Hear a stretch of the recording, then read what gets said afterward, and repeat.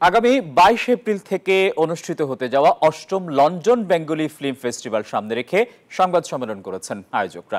জানান 22 থেকে 27 এপ্রিল পর্যন্ত লন্ডনের বিভিন্ন প্রেক্ষাগৃহে মোট 7টি চলচ্চিত্র প্রদর্শিত হবে। প্রিমিয়ার শোতে থাকছে শঙ্খদাস গুপ্তের পরিচালনায় প্রিয় মালতী। শেষ দিনে থাকছে গিয়াসউদ্দিন সেলিম পরিচালিত কাজল রেখা চলচ্চিত্রটি। 22 এপ্রিল প্রথম শোটি প্রদর্শিত হবে বারবিকান সেন্টারে।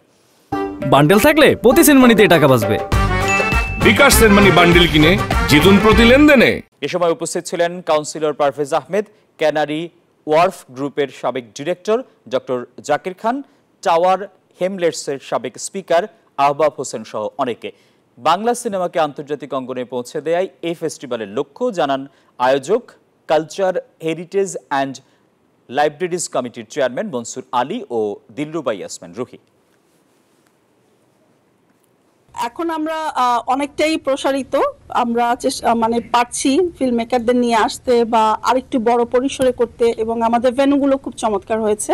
তো এটাকে আমরা আরেকটু আধুনিকের মতো করতে চাই। And it's about showcasing Bangla films from all over the world with a Bangla connection to it as well. And what makes it quite unique is that we showcase films in iconic spaces.